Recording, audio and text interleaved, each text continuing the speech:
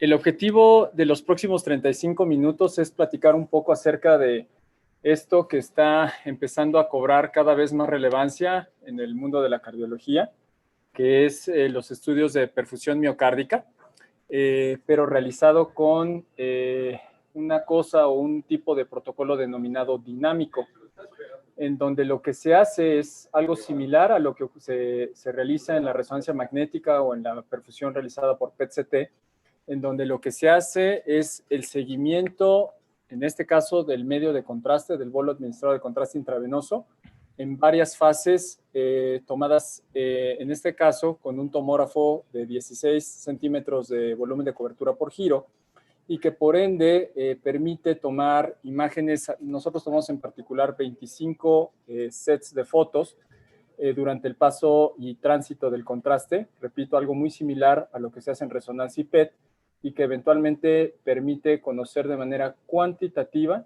los flujos, volúmenes de perfusión miocárdica, así como los tiempos de tránsito. Para las personas que están... Muy bien, entonces, gracias, Carlos. Entonces, lo que se hace en PET y resonancia es lo que eventualmente se puede obtener ahora por tomografía computada. Entonces, los objetivos del aprendizaje de la charla del día de hoy son, en términos generales, el cuándo y por qué, es decir, cuándo debemos hacer imagen funcional en sospecha de cardiopatía isquémica, cómo se hace justamente esto, y finalmente, cuál es la evidencia. Y bueno, empecemos. Entonces, ¿cuándo y por qué hacer imagen funcional? Entonces, es muy importante darle una justa dimensión a cuál es el estado actual de la angiotomografía computada de las arterias coronarias. En términos generales, como ustedes leen allí en esta lámina, la angiotomografía es el mejor método para descartar enfermedad coronaria significativa. Resalto, descartar. Es decir, pacientes que tienen probabilidades bajas o intermedias, cuando ustedes tienen angiotomografías que denotan arterias coronarias sin lesiones, pues prácticamente pueden estar ustedes muy tranquilos de que los síntomas del paciente definitivamente no son de origen coronario, porque de 100 angiotomografías coronarias que ustedes realicen, solo van a tener entre 1 a 2 falsos negativos. Les decía, si ustedes tienen 100 angiotomografías coronarias normales o sin lesión significativa, solo va a haber un 1% de falsos negativos. Y ahora viene la pregunta, entonces, ¿de dónde entra la fisiología y cuándo compite con la parte anatómica? La verdad es que, como ustedes saben, son información complementaria, la parte anatómica y la fisiología. Y esta interacción entre el grado de estenosis anatómicamente demostrable y la presencia de isquemia es una interacción ciertamente compleja. Por ejemplo, pacientes que tienen estenosis de más del 50% por tomografía computada de arterias coronarias, no necesariamente este incremento en el grado de estenosis va a correlacionar adecuadamente con la presencia de isquemia.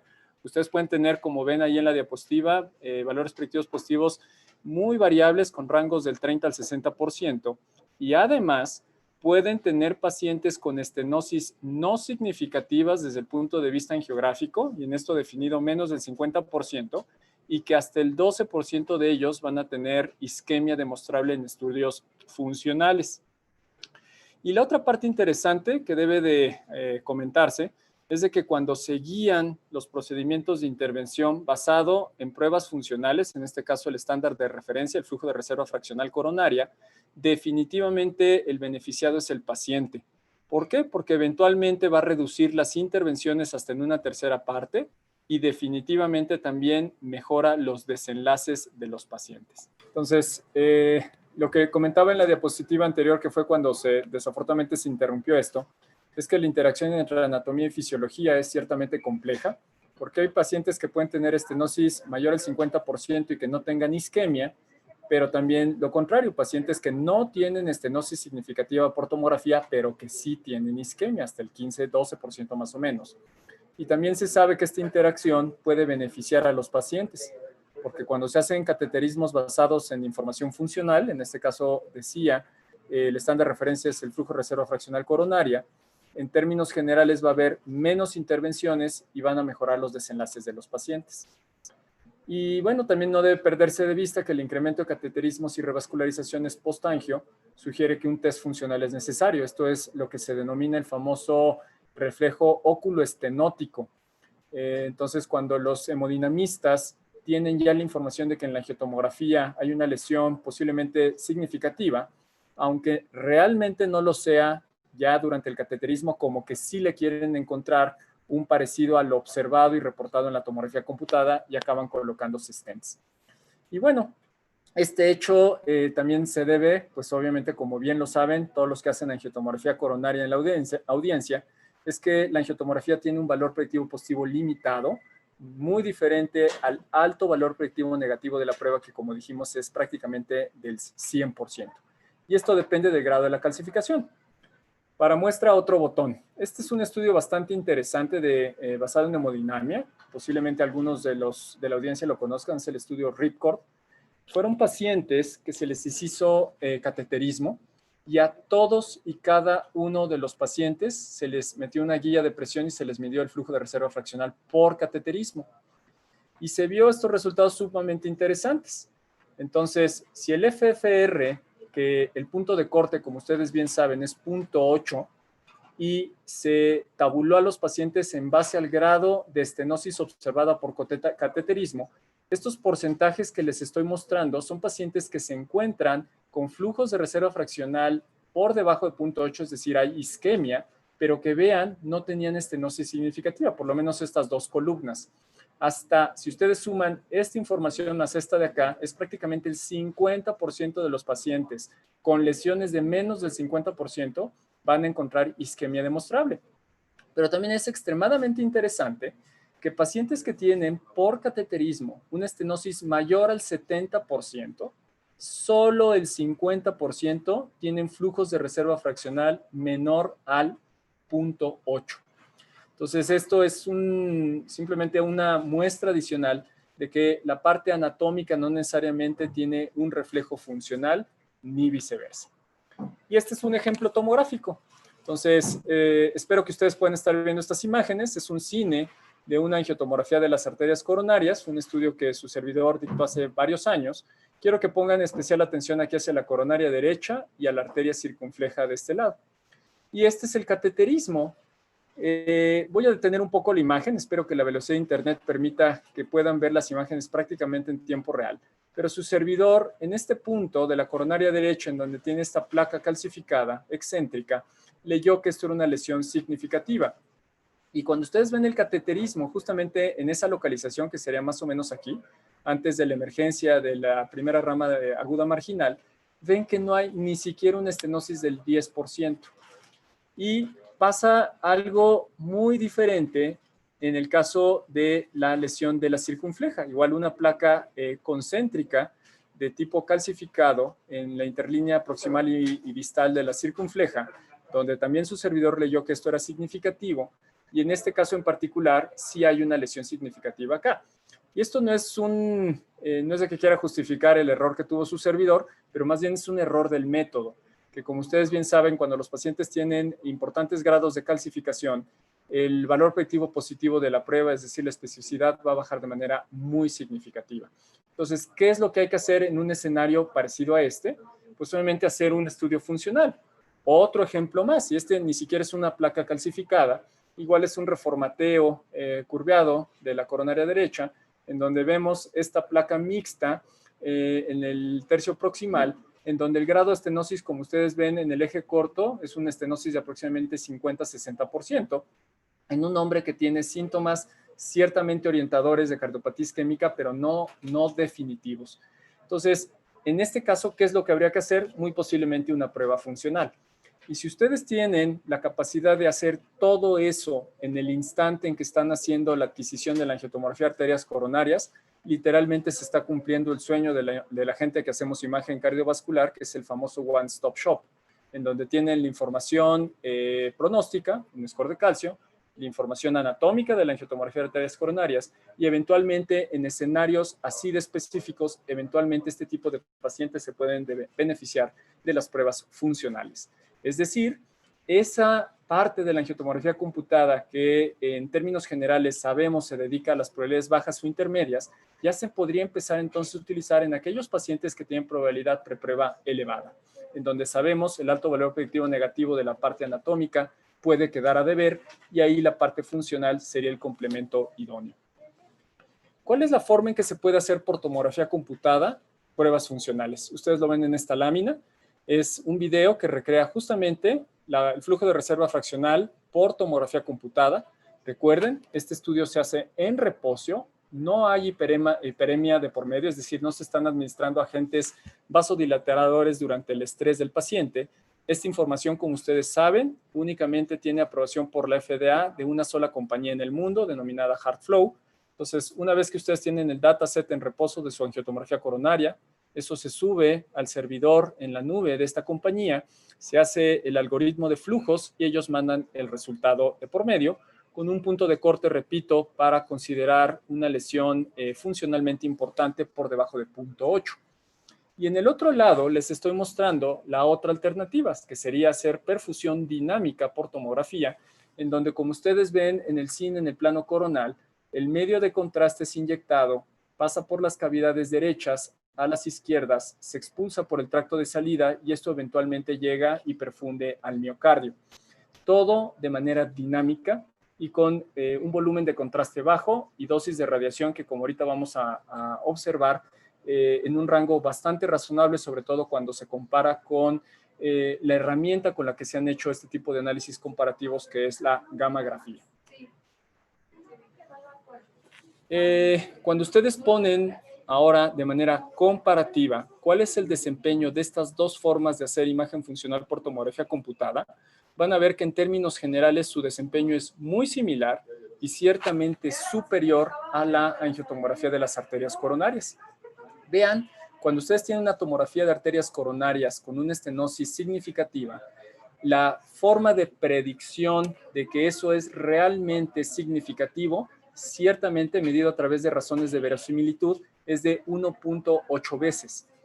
Y esto es muy diferente a lo que ocurre si a la información anatómica ustedes agregan más bien información funcional, ya sea a través de perfusión tomográfica dinámica, con estrés con vasodilatador, o una prueba en reposo, pero que se envía información funcional a través del cálculo del FFR, en donde vean cómo las razones de verosimilitud positiva son cercanas a las 5, entre 3.5 y 5 veces.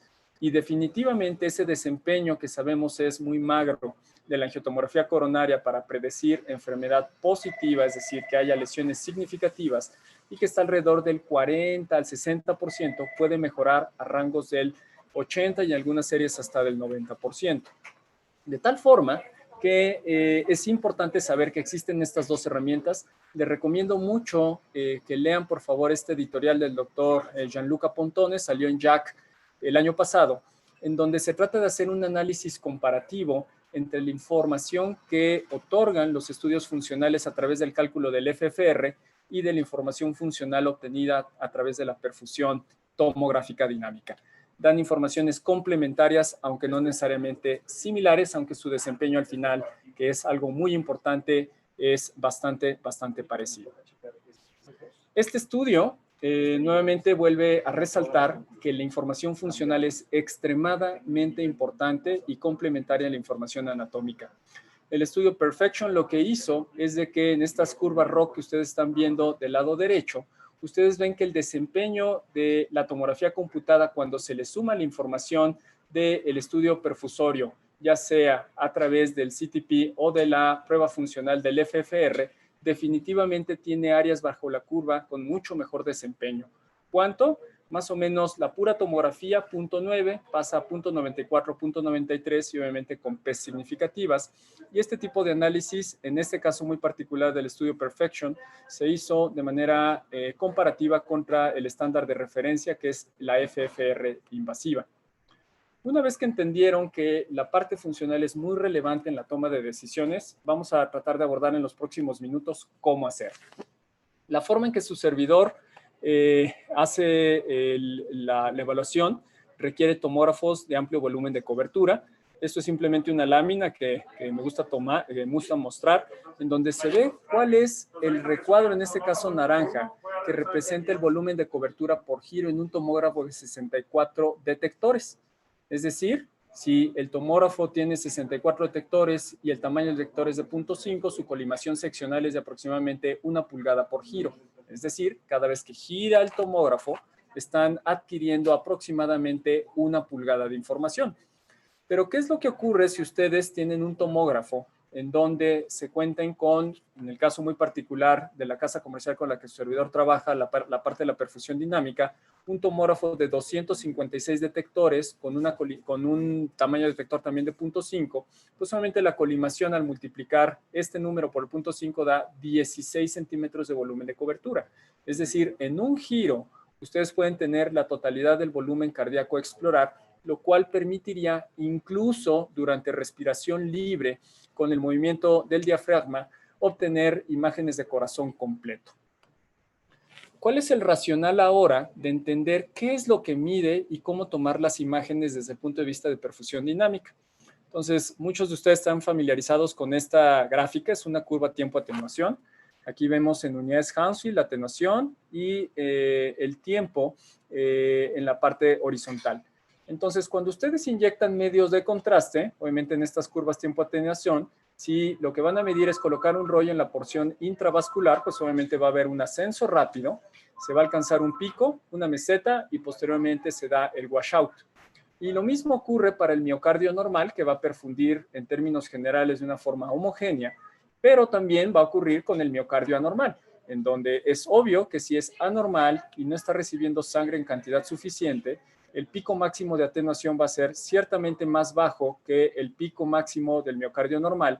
Y esta diferencia en unidades Hounsfield en el tiempo correcto, en este caso, se sabe a través de diferentes publicaciones que la diferencia entre el miocardio bien perfundido y el mal perfundido es de tan solo 50 unidades Hounsfield. Entonces, tratar de encontrar esta diferencia de manera cualitativa únicamente a través del ventaneo puede resultar ciertamente complicado. Entonces, la forma en que es mejor hacer esta evaluación es a través de un análisis cuantitativo. Y el tiempo en el que se tiene que tomar esto, si ustedes observan, ciertamente pueden ser muchos segundos. El objetivo, repito, sería, si ustedes hacen una perfusión estática, identificar este delta. Una perfusión estática es lo que se podría realizar con tomógrafos sin amplio volumen de cobertura, en donde se hace el estrés del paciente, pero solo van a tomar una foto, como hicieran una angio-TC de arterias coronarias.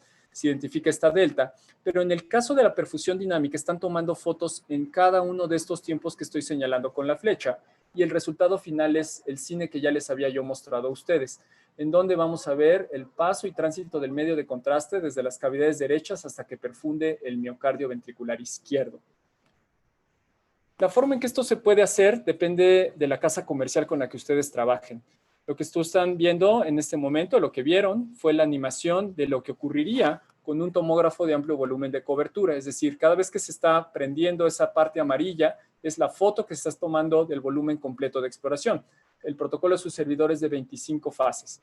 Pero también la otra casa comercial que permite justamente la evaluación de este tipo de estudios lo hace a través de un modo que se denomina Shuttle Mode, en donde lo que ocurre es de que el paciente va a tener un desplazamiento entrando y saliendo del tomógrafo de forma extremadamente rápida y la posición del tubo de rayos X prácticamente no cambia. ¿A qué me refiero? Entonces empieza a moverse abajo y arriba el paciente y el tubo de rayos X con ese cambio extremadamente rápido permite la adquisición del volumen completo de corazón. La diferencia es que en esta casa comercial el volumen de exploración por giro es de 16 centímetros, mientras que en las otras casas comerciales el volumen de exploración va a ser limitado entre 6 y 8 centímetros, de tal forma que si la posición del corazón no es la correcta o el paciente no puede aguantar la apnea, porque este tipo de adquisiciones idóneamente se tienen que hacer bajo una apnea inspiratoria o expiratoria, mientras que cuando se tiene un amplio volumen de cobertura real, esto se puede hacer con respiración libre, de tal forma que no se puedan no incluir algunos segmentos, sobre todo la cara diafragmática o la cara anterior del corazón. El protocolo como tal es ciertamente variable. Esto depende mucho de cómo deseen ustedes trabajar con la parte clínica de la institución en donde ustedes laboren. Se puede hacer un protocolo de reposo-estrés o primero estrés y luego el reposo. En términos generales, su servidor no tiene ningún tipo de predilección. La verdad es que siendo completamente ortodoxo y muy purista, mucha gente preferiría hacer primero el estrés y luego el reposo. Y esto con el fin de que no haya contaminación por el uso de nitratos en caso de hacer primero la angiotomografía de las arterias coronarias. Y segundo, porque en muchas ocasiones el beta bloqueo que puede llegar a emplearse para llevar a la frecuencia cardíaca óptima para la adquisición de la angiotomografía coronaria, en términos generales, pudiera llegar a tener algún tipo de repercusión. Pero la verdad es que hay muchos sitios en donde no necesariamente a través de perfusiones dinámicas tomográficas, sino a través de otras metodologías como puede ser gammagrafía, puede resultar indistinto la forma en que se realice el escaneo de este grupo de pacientes. ¿En qué consisten los protocolos? Bueno, obviamente se hace un localizador, un prescan. Aquí, pues obviamente se tiene que tener la información electrocardiográfica, se obtiene ya el acceso intravenoso y pueden llegar a emplearse en el caso de iniciar primero con el reposo beta bloqueadores. Con esa información se planean ya la realización del score de calcio. Aquí se le puede dar la administración del nitrato sublingual y se hace la adquisición de las arterias coronarias. Con este tipo de protocolos, la verdad es que la dosis de radiación en promedio va a estar alrededor de 2 milisieverts. En ese momento se tiene que hacer un periodo que se denomina washout o lavado, en donde, recuerden, el racional justamente de los estudios de perfusión dinámica es hacer un cálculo de cuánto tiempo demora en moverse el medio de contraste. Es decir, lo que va a computar justamente los softwares de perfusión dinámica es el movimiento del medio de contraste. Va a estar censando píxel por píxel cuál es el cambio en la densidad en un área anatómica específica. Y eso requiere que la imagen inicial no tenga en lo absoluto nada de medio de contraste. Es por eso que si ustedes hacen primero el protocolo de reposo y luego de estrés, se tiene que esperar aproximadamente 20 minutos para el lavado del contraste para posteriormente iniciar el estrés. El estrés su servidor lo hace con dipiridamol, la verdad es que lo pueden hacer también con regadenoson o lo pueden hacer con adenosina. En nuestro medio en México ciertamente es mucho más accesible y más fácil de conseguir el dipiridamol que la adenosina, con la salvedad de que pues obviamente tiene algunos efectos adversos más evidentes que cuando se emplea adenosina o regadenoson. Pero en términos generales la probabilidad de que tengan algún evento cardiovascular cuando hacen un estrés dinámico con agentes vasodilatadores es muy similar entre los tres métodos, más o menos con un reporte de 1 por cada 10,000 pruebas puede llegar a presentar algún tipo de complicación de dolor torácico y algún evento cardiovascular mayor. Y finalmente, una vez que se administran, obviamente aquí se administra medio de contraste, al igual que en la angiotomografía en reposo, se pueden hacer imágenes opcionales de realce tardío. Aquí yo les recomendaría que si además tienen energía espectral en su tomógrafo, pues la empleen porque eso nos va a ayudar a hacer una mejor discriminación de las áreas normales en relación a las que tienen retención del medio de contraste. En el caso de que hagan reposo, estrés y luego reposo, simplemente se invierte, se hace primero el estrés. Aquí nuevamente se necesita un poco de lavado. Esto principalmente no para una pausa, más bien que un lavado, porque en realidad no es necesario tener que interrumpir por el lavado el medio de contraste la adquisición de la angiotomografía de arterias coronarias. ¿Por qué? Porque este análisis ya no va a ser cuantitativo. El motivo por el que se llega a requerir más bien este reposo unos 20 minutos es que muchos de estos pacientes, una vez que ustedes generan el estrés dinámico con el vasodilatador, van a quedar con frecuencias cardíacas elevadas. Y esto, pues obviamente amerita ahora optimizar al paciente para la angiotomografía en reposo. Y esto requiere tiempo para la administración de beta bloqueadores, salvo que ustedes deseen emplear beta bloqueadores intravenosos. En términos generales, su servidor cuando hace estrés reposo, generalmente en este inter, baja al paciente, le deja el beta bloqueador y en aproximadamente 30 minutos hace la adquisición de la angiotomografía de arterias coronarias. Para los que se preguntan, ¿cuál es la dosis de radiación de este tipo de protocolos? Aquí la muestro. Esto en la parte superior es perfusión estática, es decir, cuál es el promedio de radiación cuando a un paciente se le hace el estrés, pero solo se toma una sola set de imágenes, es de aproximadamente 5.9 milisieverts. Sin embargo, cuando se hacen protocolos obviamente de perfusión dinámica, en donde típicamente los protocolos son de 20 a 25 sets de imágenes, obviamente se incrementa, pero el rango está alrededor en promedio de 9.2. Cuando ustedes comparan esta dosis de radiación de la perfusión dinámica contra lo que eventualmente se hace en los análisis comparativos de medicina nuclear, principalmente SPECT. El SPECT en promedio, esto es le estoy mostrando una gráfica de un metaanálisis que salió publicado en Circulation Cardiovascular Imaging en diciembre del 2018, en donde el promedio de dosis de radiación para una gammagrafía convencional con tecnesio 99 es de 14.6 milisieverts. Entonces, en definitiva, esta dosis de radiación es prácticamente 50% superior a lo que se hace con la perfusión dinámica por vía tomográfica.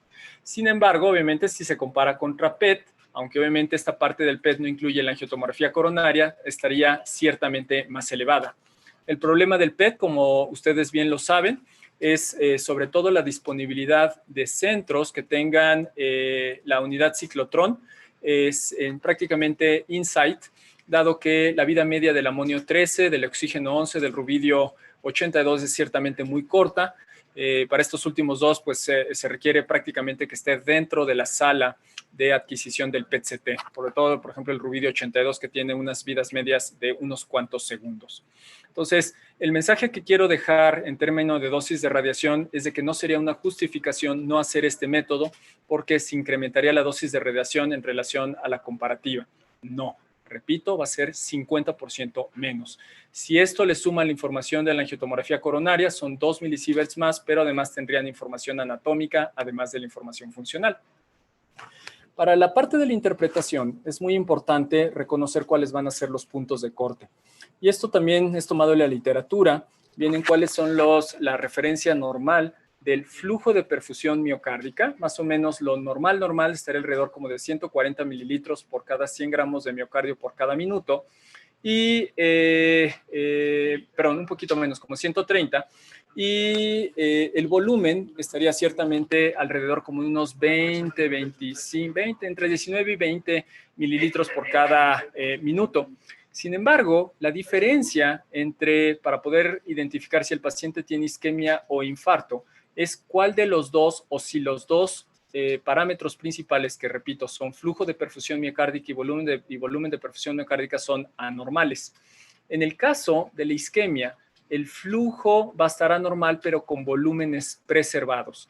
Mientras que un paciente que ya tuvo un infarto, tanto el flujo como el volumen de perfusión va a ser anormales. Y en términos generales, el punto de corte para considerar que es francamente anormal el flujo de perfusión es alrededor de unos 105 mililitros por cada 100 gramos por minuto. Nuevamente en esta diapositiva simplemente reitero un poco eso. Esto es una tabla tomada de un artículo que hizo una evaluación de todos los puntos de corte que se han empleado y referenciado en la literatura, pero en términos generales el punto de corte oscila alrededor de los 105 mililitros, repito, por cada 100 gramos o 100 mililitros de tejido miocárdico por cada minuto. La forma en que se hace el análisis, ahora tomo esta publicación, fue de las primeras publicaciones que se hicieron de perfusión dinámica. Esto salió publicado en JACC, Cardiovascular Imaging, por el grupo japonés del doctor Nakamura. Entonces, ustedes tienen esta lesión, una placa no calcificada en la DEA proximal, su correlación con el estudio angiográfico, pero lo que hizo el doctor Nakamura es que quiso hacer un símil de la forma en que se hace la interpretación por medicina nuclear. En términos generales, entonces lo que ustedes pueden ver en esta publicación es que lo que el doctor Nakamura hizo fue dividir al miocardio de acuerdo a la segmentación de Cerqueira de 17 segmentos, en este caso 16 en los ejes cortos, obviamente el ápex verdadero fue excluido, y lo que trató de hacer fue asignar, dependiendo de estos números, que son los flujos absolutos de flujo de perfusión miocárdica, un flujo de reserva por estrés, que no fue nada más que a sacar un índice entre una referencia miocárdica normal y el segmento caso. Se saca esa división y dependiendo de cuál es el valor, le dio un score de 0, 1, 2 o 3. Y posteriormente, veamos este ejemplo. En esta área, el paciente tuvo un flujo de perfusión de 105 mililitros por cada 100 gramos por minuto y al sacar el índice le saca de 0.73. Este 0.73 entonces se encuentra en el rango de 0.67, 0.74 y por ende le dio un punto. Pero por ejemplo, veamos hacia el ápex, aquí la cara inferior. La cara inferior a nivel del tercio apical tiene un flujo de perfusión de 80 con un índice de 0.5 y obviamente esto fue considerado de acuerdo a estos autores como una lesión grave, le dio 3 puntos. Y posteriormente lo que se hace es simplemente la sumatoria de estos 16 segmentos, de tal forma que algo a lo que muy similar es reportado por los cardiólogos, se saca el Sum Stress Score, que es de 12 puntos. Y esto, si bien no fue validado en las guías de interpretación de perfusión, sí dio pie a que posteriormente en una publicación de Jack empezaran a utilizar estos flujos, índices de reserva en estrés de flujo para la evaluación de este tipo de pacientes. Y es justamente esta diapositiva que les estoy mostrando acá, en donde la única diferencia en relación al estudio de Nakamura, esto que fue publicado en Jack, es de que la referencia se tomó siempre en el segmento distal, asumiendo lo siguiente: tiene usted su árbol coronario, tiene una lesión aquí. Obviamente, si ustedes tienen una lesión en este punto, la zona que va a tener la peor perfusión va a ser la que se encuentre más distal a la zona de la placa. Entonces, si ustedes miden los flujos de perfusión ahí, lo tienen que comparar contra también un flujo de perfusión en un segmento distal. El único inconveniente que se encontraría bajo este esquema es de que el paciente fuera trivascular, en donde todos los flujos de perfusión distales fueran anormales y no tuvieran un segmento de referencia. Sería algo equivalente a la isquemia balanceada de lo que se presenta en la gamografía convencional. Pero bueno, teniendo esta información y habiendo hecho esa aclaración, cuando ustedes tienen este tipo de imágenes y calculan los flujos de perfusión, van a hacer exactamente lo mismo. Al igual que Nakamura, calcula índice, en donde ustedes toman un segmento caso, en este ejemplo, sería el flujo en el territorio anterior del miocardio, es decir, territorio distal de la DA, y lo van a comparar contra la zona normal. En este caso, el doctor Yang lo quiso representar como la coronaria derecha normal. Entonces, esos flujos sacan el índice y obviamente por debajo de 0.7, que fue el punto de corte de acuerdo a curvas ROC, es el que tiene el mejor desempeño diagnóstico. Finalmente, vamos a ver qué tipo de información otorga este método y vamos a pasar a los ejemplos. La perfusión miocárdica, aquí este es un paper bastante demostrativo. Son curvas ROC de todos los métodos que hacen evaluación funcional. Esto salió publicado en Circulation Cardiovascular Imaging ya tiene algún tiempo. Pero vean cómo la ecocardiografía y el SPECT tienen áreas bajo la curva las más bajas de todos los métodos funcionales, con áreas bajo la curva de 0.82 y 0.83, a cuando ustedes lo comparan con resonancia magnética de perfusión, PET de perfusión y tomografía computada de perfusión, en donde las áreas bajo la curva son ciertamente muy parecidas y que no hubo diferencias significativas entre estos tres métodos, pero sí existe una diferencia significativa con el SPECT y la ecocardiografía. Simplemente confirma que la información de la perfusión por tomografía computada es una información 100% confiable. Esto es nuevamente algo muy similar. Esta es otra publicación en donde se hace algo ciertamente similar, en donde se comparan diferentes métodos, en este caso PET, tomografía computada, SPECT y finalmente el flujo de reserva fraccional por tomografía computada, en donde nuevamente hubo diferencias significativas entre el SPECT y el resto de los tres métodos. Es decir, la información es nuevamente bastante confiable. Y finalmente, de acuerdo a las guías NICE, que como ustedes saben son las guías de Inglaterra, eventualmente el desempeño de las diferentes metodologías es muy parecido a lo que ya fue previamente demostrado en las dos diapositivas anteriores. Cuando ustedes hacen ahora un análisis, un metaanálisis del desempeño de la perfusión dinámica, en términos generales, los valores de sensibilidad, especificidad y áreas bajo la curva son muy similares a los análisis que se hicieron de manera comparativa con el resto de los estudios funcionales, con sensibilidades que oscilan alrededor del 93, especificidades del 83 y áreas bajo la curva de 0.94, es decir, un excelente método y sobre todo si se hace la información complementaria a la angiotomografía de las arterias coronarias, la información puede ser verdaderamente poderosa.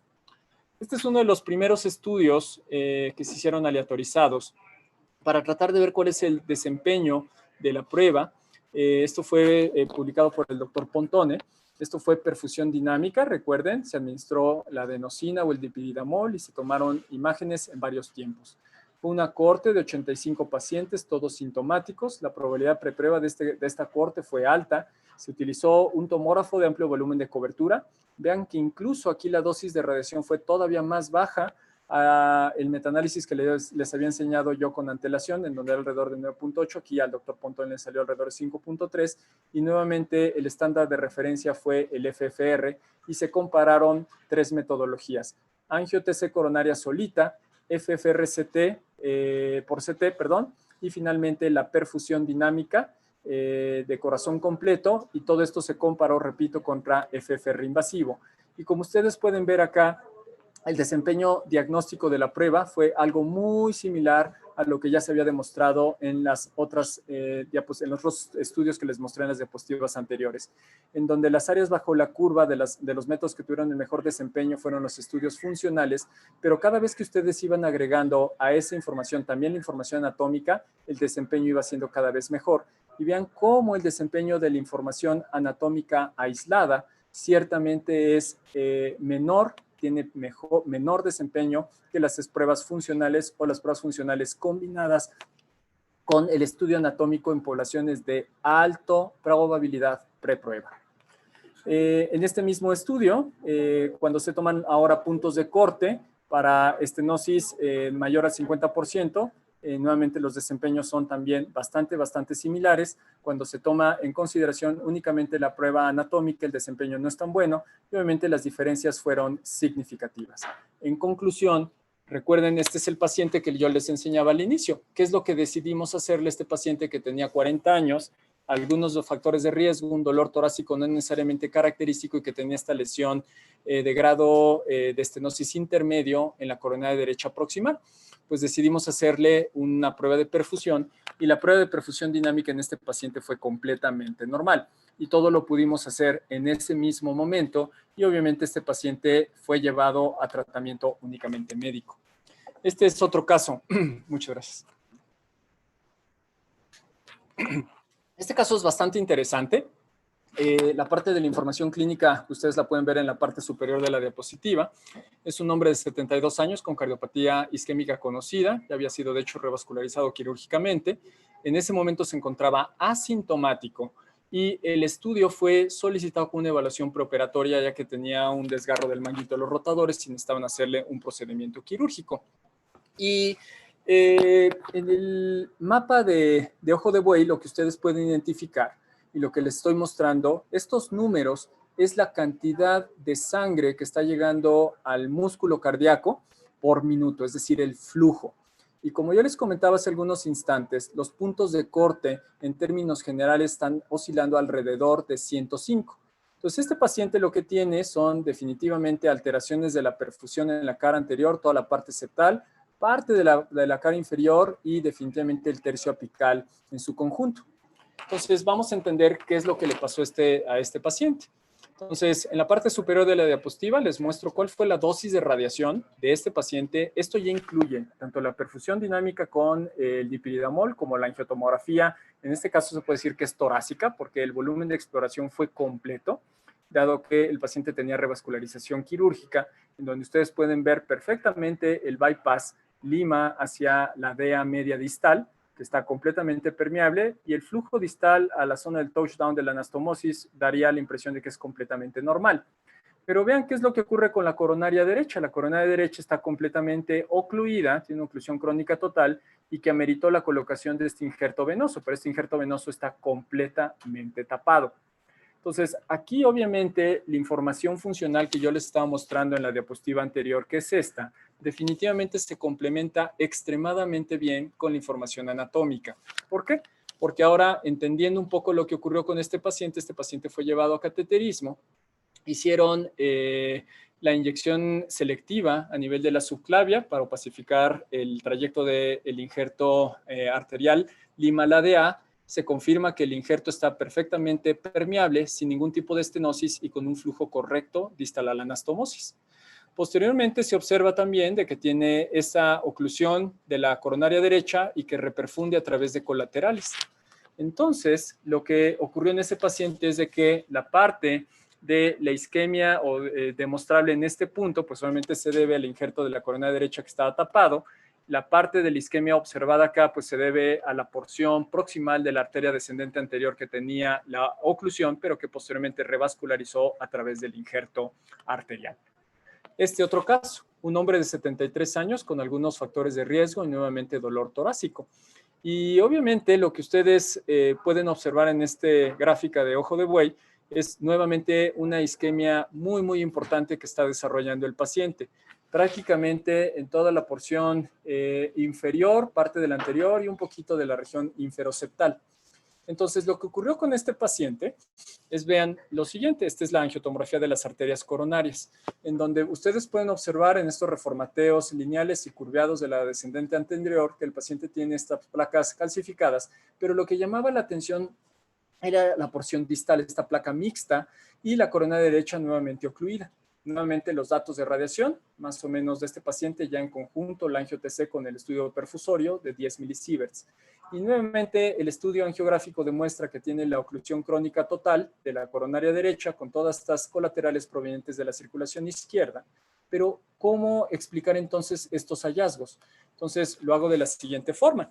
La isquemia inferior septal y un poquito lateral en un paciente que tenía dominancia derecha se debían a esta oclusión, mientras que la isquemia que se identificaba en la cara anterior obviamente era debida a esta lesión en la coronaria derecha distal. Este paciente es muy interesante porque metieron al paciente a cateterismo y además avanzaron la guía de presión.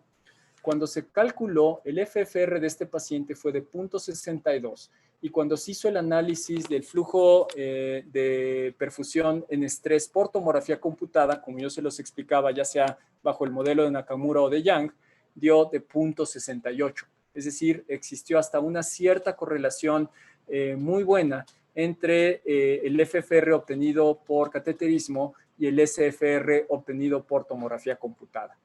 Este paciente, obviamente, dieron tratamiento a esa lesión, que no necesariamente llamaba tanto la atención y sobre todo por localizarse en el tercio distal, pero al estarse asociando al dolor torácico y a isquemia demostrable y con un FFR bajo, decidieron hacer la angioplastía y la colocación del stent justamente en ese vaso. Otro caso más, ya para terminar, un hombre de 52 años con dolor torácico, dislipidemia y tabaquismo. Este paciente, cuando se hizo el estudio angiográfico de las arterias coronarias, en definitiva lo que llamó más la atención es esta lesión en el tronco principal que disminuía de manera significativa la luz del vaso. Más o menos en el reformateo curveado es esta de acá, y en el eje corto una lesión de aproximadamente el 60%, repito, en el tronco coronariano a nivel de la bifurcación. Vean lo que ocurrió en las imágenes de perfusión. Entonces, nuevamente, voy a hacer énfasis en la imagen de ojo de buey, en donde todo el territorio de la circulación izquierda, sobre todo la porción lateral, toda la porción inferior en este paciente que tenía dominancia izquierda, obviamente se explicaban por la lesión, en este caso, observada anatómicamente en el estudio tomográfico.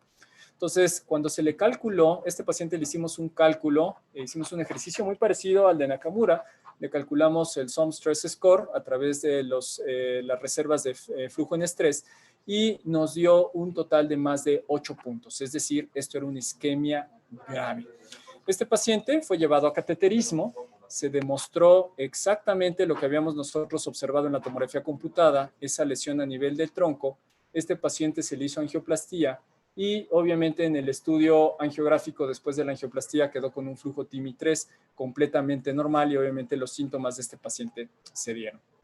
Entonces, ¿hacia dónde vamos ya para terminar? Bueno, definitivamente es un método que se está en franco desarrollo, se requieren todavía muchos más estudios.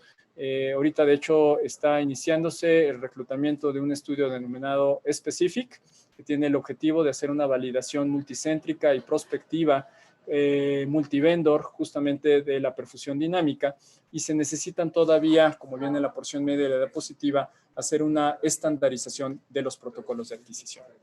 Muchas gracias por su atención y les pido una disculpa por todas las eventualidades técnicas que tuvimos al inicio de la misma.